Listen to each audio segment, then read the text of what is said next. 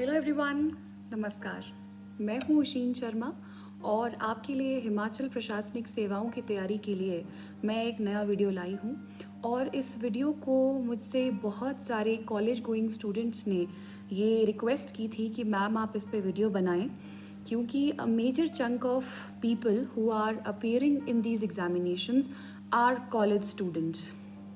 Hence, it becomes imperative on my side to provide them the right guidance and the self-coaching at home. मैं आज यहाँ पे discuss करने वाली हूँ कि क्या स्ट्रैटेजी होनी चाहिए, क्या टाइम टेबल होना चाहिए whenever we are discussing कि एक कॉलेज गोइंग स्टूडेंट को किस तरीके से अपनी तैयारी करनी चाहिए ताकि वो अपने फाइनल ईयर तक आते आते या फिर लगभग 1 या 2 साल में आफ्टर कंप्लीटिंग द ग्रेजुएशन इस एग्ज़ाम में अपीयर हो और इस एग्ज़ाम्स को फ्लाइंग कलर्स के साथ पास करें. So we will be discussing today that what is the time table for the college going students. So shall we start. सबसे पहले मैं ये बताना चाहती हूँ, देखिए as a college going students आपके पास हमेशा 2 ऑप्शंस हैं. या तो आप कॉलेज के दौरान ही अपनी तैयारी शुरू कर दें. देखिए one of the brilliant minds जो माइंडेड कॉलेज स्टूडेंट्स हुआ करते थे हमारे वक्त भी, वो कॉलेज में भी पढ़ा करते थे. जब कोई फ्री पीरियड मिलता था वो तब भी पढ़ा करते थे. किसी के हाथ में जीके थी, किसी के हाथ में जो मैंने पहले भी ल्यूसेंट की किताब बताई है वो थी, कोई लक्ष्मीकांत पढ़ रहा है. I as a college student, I have enjoyed my life thoroughly. I was active in politics. I was vice president in my college, in Government Degree College Dharamshala, and I enjoyed every extracurricular activity also. चाहे वो painting थी, चाहे वो dancing थी, चाहे वो quiz था, चाहे कुछ था. अब जो ये चीज़ें मैं कर रही थी या फिर जो ये चीज़ें कोई और कर रहा था, for example someone chose to study, तो मुझे लगता है ये इक्वली बराबर है. द पॉइंट इज़ कि जो भी काम आप करें उसमें आप अपना 100% दें. 100% इन द सेंस कि you can not compare me या मेरे जैसा बच्चा जो एक्स्ट्रा करिकुलर एक्टिविटीज़ में अच्छा है. इट डजेंट मीन कि जो दूसरा बच्चा है उससे मैं कम हूँ. आई ऑलवेज बिलीव्ड कि अगर जो एक्स्ट्रा करिकुलर एक्टिविटीज़ में भी आप अगर अपना 100% देते हैं तो वो आपकी पर्सनैलिटी को ग्रूम करता है. और आई थिंक यही चीज़ें हैं जो आज की डेट में if I am confident enough to face the public, क्योंकि as an officer also you have to meet various type of people and different strata के लोगों से आपको जो है वो मुलाकात करनी है, उनकी बात को समझना है, एम्पैथेटिक होना है, कंपैशनेट होना है, and not just a good officer but also as a good human being. So never ever undervalue अगर आप कोई एक्स्ट्रा करिकुलर एक्टिविटीज़ में भी पार्ट लेते हैं. कई बच्चे कॉलेज में एनसीसी में हुआ करते थे, सो दैट इज़ नथिंग. ऐसा नहीं है कि आपने पढ़ाई नहीं की. आई थिंक जितने भी बच्चे एनसीसी में हुआ करते थे उनमें जो एक डिसिप्लिन है वो आपको आज भी दिखने को मिलेगा. और ऐसे जो लोग थे जो ऑफिसर्स बने तो उनमें पंक्चुअलिटी जो है वो दिखने को मिलती है, कमिटमेंट टुवर्ड्स देयर वर्क दिखने को मिलता है, एंड मेनी मोर क्वालिटीज़ जिसे हम ऑफिसर लाइक क्वालिटीज़ कहते हैं. सो माई पॉइंट इज़ कि आप जब कॉलेज में हैं तो आपके पास 2 ऑप्शंस हैं कि या तो आप कॉलेज के दौरान ही तैयारी कर लीजिए. अगर आप सेकेंड ईयर से भी तैयारी शुरू करते हैं तो भी फाइनल ईयर तक आते आते आपकी मैक्सिमम तैयारी अगर हो सकती है, if you plan in that way, तो आप ग्रेजुएशन के बाद अपना पहला अटैम्प्ट देकर देख सकते हैं. या दूसरा जो ऑप्शन है कि आप अपनी ग्रेजुएशन कंप्लीट करने के बाद जो है अपनी तैयारी को शुरू करें. मेरे केस में जो दिमाग की बत्ती थी वो थोड़ी और लेट जली. जब मैंने मास्टर्स कर लिया फ्रॉम पंजाब यूनिवर्सिटी तो उसके बाद मुझे लगा कि मुझे जो है सर्विसेज में आना है, सिविल सर्विसेज की तैयारी करनी है. तो सबकी जर्नी अलग अलग होती है, don't compare yourself. But अगर आप ये वीडियो देख रहे हैं सो आई एम अज्यूमिंग कि you are a college going student जो अपने फ्यूचर को लेके हमसे ज़्यादा सतर्क हैं. So congratulations to you first of all. So let's begin. Number 1 point, बहुत सारे स्टूडेंट्स को लगता है कि एचएस का जो एग्ज़ाम है या जो यूपीएससी का एग्ज़ाम है वो उन लोगों के लिए बना है जो कि एक्स्ट्रा ऑर्डिनरी जीनियस है. देखिए अगर हम एक्स्ट्रा ऑर्डिनरीली जीनियस होते तो हम यहाँ ना होते. हम मोस्टली मे बी हम नासा में होते या हम इसरो में होते, मतलब हम साइंटिस्ट होते अगर हम एक्स्ट्रा ऑर्डिनरीली जीनियस हैं. सो आप देखेंगे जितने भी ऑफिसर्स हैं यहाँ, they all are very average officers. Average officers in the sense कि they have been average students, but of course they are becoming wonderful officers. So my point is it does not matter आपका score कितना आ रहा है, you need to pass your graduation, that is the most basic thing. लेकिन सबसे important है कि एक एवरेज बैक बेंचर जिसे हम कहते हैं वो भी इस एग्ज़ाम को क्लियर कर सकता है। All you need is commitment towards it and the right strategy and hard work. तो ये एक पहली बात थी। दूसरी मैं इसमें बात करना चाहती हूँ कि अपने ऊपर कॉन्फिडेंस और फेथ रखना बहुत ज़्यादा ज़रूरी है। With right strategy, with right perseverance and right direction आप इस एग्ज़ाम को सच में क्लियर कर सकते हैं। This is not some myth. Next my point will be background. आप लोगों को लगेगा कि कोई आईआईटी से आ रहा है, कोई डॉक्टर आ रहा है एमबीबीएस करके, वो इस एग्ज़ाम में बैठ रहा है, कोई इंजीनियर आ रहा है बहुत अच्छे स्कोर के साथ, तो वही इस एग्ज़ाम को क्वालिफाई कर सकता है। तो ऐसा नहीं है। अगर आप अभी भी ऑफिसर्स का अगर एक रेशो देखेंगे या पुराने ऑफिसर्स का भी एक कॉम्पोजिशन देखेंगे तो आप देखेंगे कि डिफरेंट बैकग्राउंड से लोग हैं। कुछ ह्यूमैनिटीज़ से हैं, कुछ साइंस से हैं, कुछ इंजीनियर्स हैं, कुछ प्रोफेशनल डिग्री से जैसे कि लॉ से हैं। So there is a mix bag. तो आपका बैकग्राउंड इम्पॉर्टेंट नहीं है इस चीज़ में। The only important thing is again your hard work. Next important बात है कोचिंग। देखिए, कोचिंग के लिए यूँ तो मैं एक अलग वीडियो जो है वो मैं ज़रूर बनाऊंगी, क्योंकि बहुत लोगों को लगता है कोचिंग लेनी चाहिए नहीं लेनी चाहिए। बट टू बी ब्रीफ, आपको अगर लगता है कि आपको बिल्कुल भी आइडिया नहीं है कि आप सिविल सर्विसेज की तैयारी में हैं और आप ये एग्ज़ाम क्रैक करना चाहते हैं, लेकिन आपको ये नहीं पता कि मुझे कहाँ से शुरू करना है, कौन सी बुक शुरू करनी है, या जो एक इनिशियल किक या इनिशियल मोमेंटम चाहिए होता है, so I will just suggest that if you can afford a coaching, if it is accessible to you in the sense कि अगर आप इसको, आपके पास इतने रिसोर्सेज हैं कि आप कोचिंग जो है अफोर्ड कर सकते हैं, then definitely you should go for the coaching part. इसमें कोई बुराई नहीं है। कई ऐसे भी लोग होंगे जिनको कोचिंग जो है वो कुछ मंथ कोचिंग लेंगे, उसके बाद उन्हें लगेगा कि नाउ आई नो कि मुझे तैयारी कैसे करनी है, तो उसको वो तैयारी खुद खींच लेंगे। तो कुछ ऐसे भी लोग होंगे। तीसरी ऐसी कैटेगरी भी होगी जिनको लगेगा कि कोचिंग जो है वो बिल्कुल ही व्यर्थ है, तो हमको कोचिंग नहीं करनी है। तो आप क्या कर सकते हैं उस पॉइंट पे, that you can always have belief and faith in your self कि बिना कोचिंग के भी जो है ये जो एग्ज़ाम है वो क्वालिफाई किया जा सकता है। हमारे पास बहुत सारे एग्जाम्पल्स हैं इस बार भी, जहाँ देखेंगे आप कि बिना कोचिंग के भी इन लोगों ने जो है इस एग्ज़ाम को बहुत अच्छे मार्क्स से, बहुत अच्छे रैंक से क्वालिफाई किया है। उस पॉइंट पे मैं ऐसा मानती हूँ कि एज अ स्टूडेंट ऑल्सो आपको कुछ ना कुछ रिसोर्सेज चाहिए। तो यहाँ आपका अगर घर बैठ के तैयारी करनी है या लाइब्रेरी में बैठ के तैयारी करनी है, तो ऑनलाइन क्लासेस आप ले सकते हैं। ऑनलाइन टेस्ट सीरीज़ किसी भी अच्छे रिनाउंड इंस्टीट्यूट की आप ले सकते हैं, उसमें कोई भी जो है वो बुराई नहीं है। So you can go for this. क्योंकि in the end what matters is that कि किसी ने अपनी NCERTs कंप्लीट की हैं कि नहीं, किसी ने अपने सब्जेक्ट की स्टैंडर्ड बुक कंप्लीट की है कि नहीं, प्रीवियस ईयर क्वेश्चन देखे हैं कि नहीं, सिलेबस के हिसाब से तैयारी की है कि नहीं, करंट अफेयर्स को प्रॉपरली अपडेट किया है कि नहीं, and in the and answer writing time frame में की है कि नहीं। तो ये कुछ ऐसे फैक्टर्स होते हैं जो सबसे ज़्यादा इंपॉर्टेंट है, और इसमें कोचिंग या ना कोचिंग का कोई भी बात नहीं आती। If I talk about next important point, that is the time management. देखिए, आप भी एक वर्किंग प्रोफेशनल की तरह कॉलेज गोइंग है। अब वर्किंग प्रोफेशनल तो सुबह 10 से 5 की नौकरी करता है, so he is being paid for that. But you as a college student, आपकी लाइफ में बहुत सारी डिस्ट्रैक्शंस होती हैं, बहुत सारी एक्टिविटीज़ होती हैं, तो आपको अपनी लाइफ को प्रायोरिटाइज करना बहुत ज़्यादा ज़रूरी है, क्योंकि आपके पास भी लिमिटेड आवर्स हैं पढ़ाई के लिए। और आपके पास सिर्फ लिमिटेड आवर्स नहीं है, आपके पास डबल और ट्रिपल बर्डन हो सकता है। The burden of classes, then the burden of assignments and homework, then कोई अगर ग्रुप एक्टिविटी करने को बोला है प्रोफेसर या टीचर ने, या कोई कॉम्पिटिशन्स आ रहे हैं, तो इस तरीके से your life is very hectic, very very busy. तो वहाँ पे टाइम मैनेज करना बहुत ज़रूरी है। तो इसमें सबसे इम्पॉर्टेंट जो मुझे ऐसा लगता है, that is wake up early in the morning and be an early riser. अगर आप सुबह जल्दी उठते हैं तो जो आपको सबसे ज़्यादा टफ सब्जेक्ट लगता है, जैसे कि प्रीलिम्स के लिए लोगों को CSAT में दिक्कत आती है, so why not to do reasoning and mathematics in the morning. इससे क्या होगा कि जो सबसे टफ चीज़ आपको लगती है, अगर आप उसको सुबह ही कंकर करते हैं, it send signal to your brains that this thing is doable. तो इसीलिए by the end of the day जब आप थके भी होते हैं तो भी आप अपनी मनपसंद सब्जेक्ट्स को पढ़ सकते हैं। जैसे कि आई लाइक्ड हिस्ट्री, तो हिस्ट्री को पढ़ना मेरे लिए कभी भी कोई बर्डन नहीं था। तो चाहे वो कितने भी चैप्टर्स थे, मैंने हमेशा उसको स्टोरी फॉर्म में पढ़ा है। So this is one strategy that wake up early.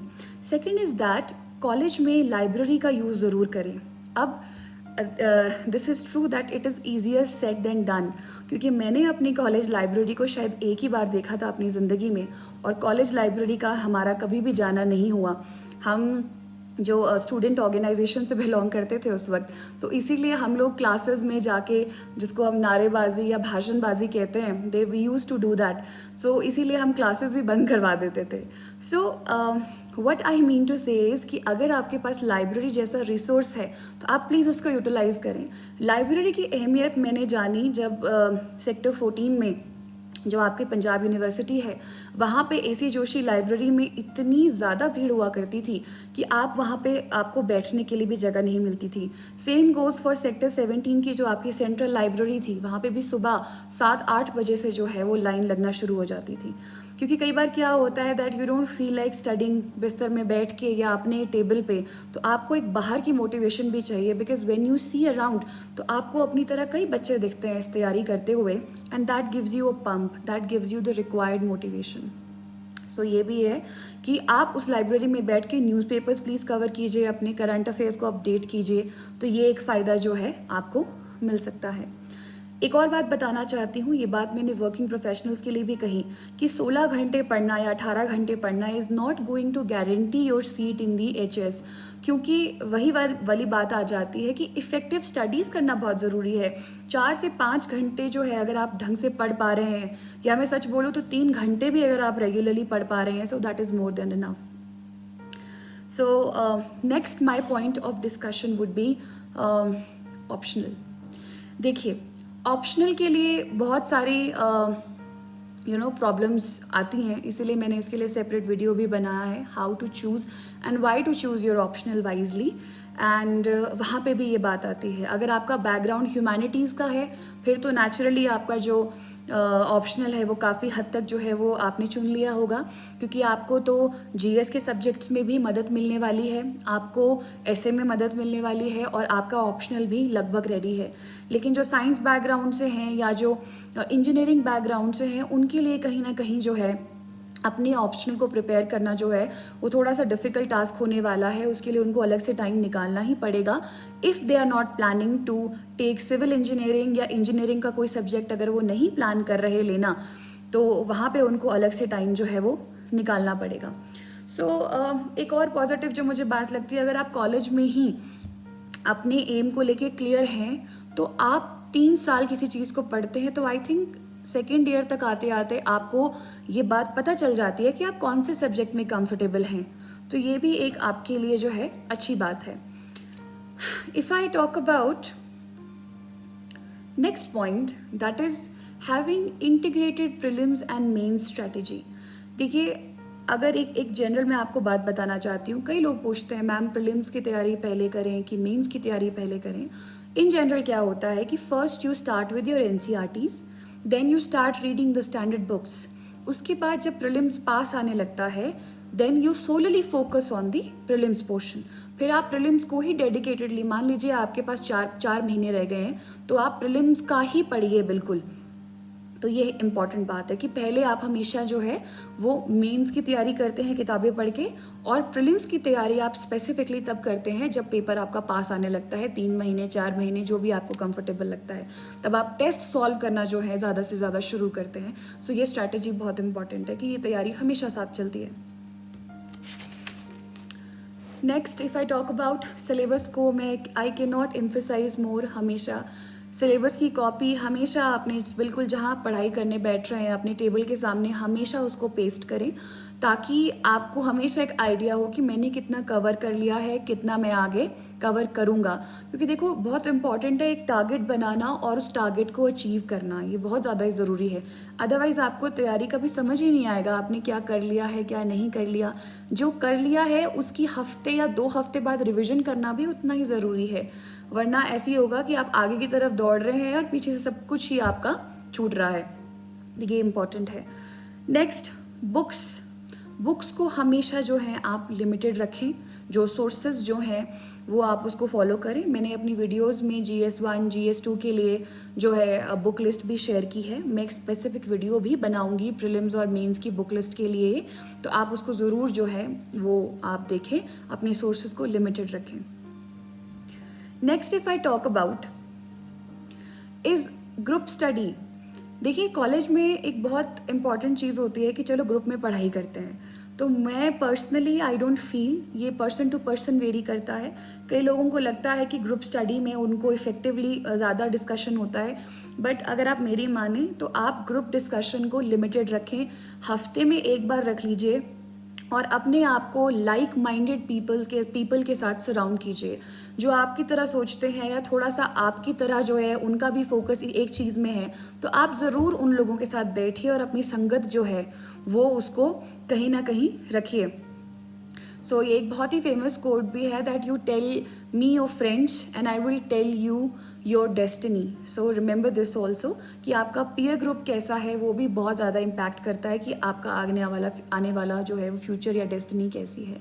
सो आप इस चीज़ को देख सकते हैं। ग्रुप स्टडी मुझे नहीं लगता इट इज़ वेरी गुड, हफ्ते में एक बार कर लीजिए डिस्कशन के लिए या इंटरव्यू के लिए।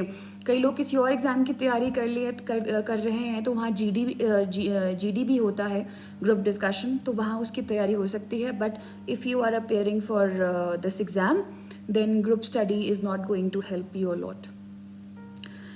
Next if I talk about, जैसा मैंने आपको शुरुआत में अपनी बात करी कि अगर आपने कॉलेज लाइफ ही नहीं जी, वो कॉलेज लाइफ आपके जो 3 साल है वो ज़िंदगी में कभी वापस नहीं आने वाले। तो अगर आपने उन लाइफ में उस 3 सालों में कोई मेमोरी ही क्रिएट नहीं की and all you did was just studying, even अगर आप ऑफिसर बहुत छोटी उम्र में बन गए, लेकिन अगर आपके पास कॉलेज लाइफ का एक्सपीरियंस नहीं है, कॉलेज लाइफ की यादें नहीं हैं, तो I think this life is not worth living at all. क्योंकि कॉलेज में जो एक्टिविटीज़ होती हैं उनका कोई ना कोई मकसद होता है, और वहाँ पे सबसे ज़्यादा ज़रूरी जो मकसद होता है वो होता है कि आपकी पर्सनालिटी को ग्रूम करना। आप प्लीज़ एक हॉबी को डेवलप करें, क्योंकि आपसे इंटरव्यू में भी हॉबी पूछी जाती है कि आपकी हॉबी क्या है। तो अगर आप पेंटिंग करते हैं तो पेंटिंग कीजिए, सिंगिंग करते हैं तो सिंगिंग कीजिए, क्विज़ में पार्ट लीजिए। पब्लिक स्पीकिंग से मुझे डर लगता था, इसीलिए मैं ज़्यादा से ज़्यादा जो है वो इन कॉम्पिटिशन्स में पार्ट लेती थी जहाँ मुझे बोलना था। मैं ज़्यादा से ज़्यादा होस्टिंग इवेंट्स को होस्ट करती थी और ज़बरदस्ती जाके ये मांगा करती थी कि I want to host this event. I remember जब मैं पंजाब यूनिवर्सिटी में थी तो वहाँ पे एक नेशनल कॉन्फ्रेंस हुई थी and we had dignitaries from like around the globe, America से, देन ब्रिटेन से। We had so many different dignitaries from Australia, Indonesia, Philippines, and why I was comfortable in speaking in front of those because I took the challenge. तो मुझे ऐसा लगता है कि आपको opportunity मिलती है, लेकिन उस अपॉर्चुनिटी को लेना न लेना वो आपके किरदार पे निर्भर करता है। सो मुझे पब्लिक स्पीकिंग का डर था, तो मैं उसे हमेशा कन्फ्रंट करती थी and may be this is the reason कि मेरे में पब्लिक में स्पीकिंग का जो एक कॉन्फिडेंस है वो कहीं ना कहीं धीरे धीरे बिल्ड हो रहा है। Even though I will not say I am a perfectionist now, I am not, हमेशा there is scope for huge improvements. So आपको भी अगर डर लगता है इस तरीके से किसी चीज़ में, तो प्लीज़ उससे भागें ना, उसको उसमें जाकर पार्टिसिपेट करें और उसे कंकर करें। यू नेवर नो, शायद वो आपकी जो वीकनेस थी वही आपकी स्ट्रेंथ बन जाए। So this is the thing. So देखिए इस तरह का जब कॉन्फिडेंस भी आप में बिल्ट होता है ना, because as an officer also your job is not just entering the services. आपको इन सर्विसेज में एंटर करके पब्लिक डीलिंग करनी है। आपके पास हर तरह का इंसान आएगा। हो सकता है आपके पास बड़े से बड़ा डिग्नेटरी आए, हो सकता है आपके पास एक छोटे से गांव से भी चलकर कोई इंसान जो है वो आपके पास आए और शायद आपको उसी की भाषा में या उसी के टोन में आपको जो है झुककर उससे बात करनी पड़ेगी। तो ये सब कैसे सीखेंगे आप? ये सब आप तब सीखेंगे when you are ready to accept the challenges जो आपके सामने जो है रखे जाएंगे। सो ये आपकी पर्सनैलिटी जो है, मैं मानती हूँ प्रेपरेशन से ही आपकी पर्सनैलिटी जो है वो बननी शुरू हो जाती है। An officer is not an officer when he cracks the exam. I believe an officer is an officer in the true sense the day he or she decides to start their preparation with। आप उसी दिन से जो है officer की category में आ जाते हैं। दिस इज़ जस्ट लाइक कि जब आप सर्विसेज में आ जाते हैं, now you become an official officer and then जो एक रिफाइनिंग प्रोसेस है, आप एक रिफाइंड और पॉलिश्ड ऑफिसर जो हैं वो समय के साथ बनते जाते हैं, depending on your calibre and depending on your learning potential. So these were the things. And as I said कि ऑफिसर लाइक क्वालिटीज़ जो है आपको 3 साल जो है ग्रेजुएशन के कहीं ना कहीं जज करेंगे. अगर आप इन 3 सालों में अपना हार्ड वर्क, अपना perseverance, fortitude, integrity, honesty, objectivity, ये सब चीज़ें जो हैं आप सिर्फ एथिक्स में पढ़ेंगे ही नहीं, ये सब चीज़ें आप अपनी लाइफ में इन 3 सालों में सीखेंगे एंड उसकी एप्लीकेबिलिटी होगी आपकी एग्ज़ाम में और एग्ज़ाम निकालने के बाद फील्ड में when you will work as an officer in the public dealing.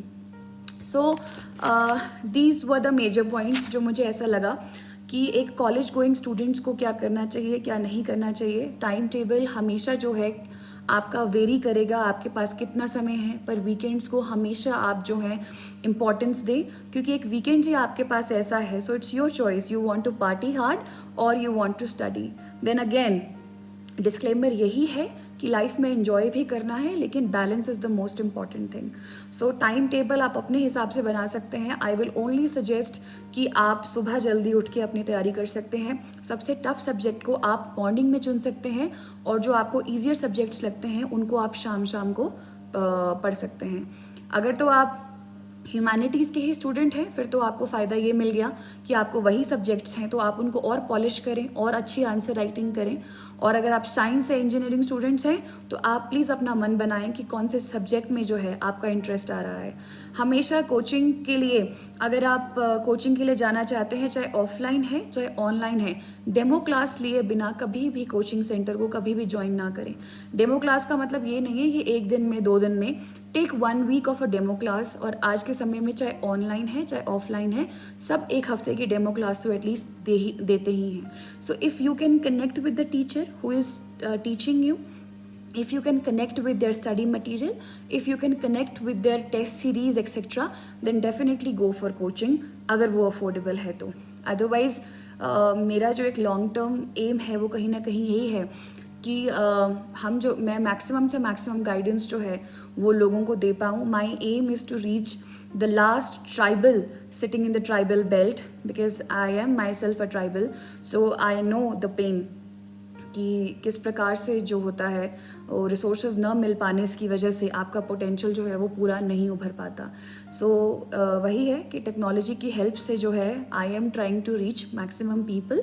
So please support this, please share this and next video will be coming very very soon. Till then, take care of yourself. Thank you so much. Namaste.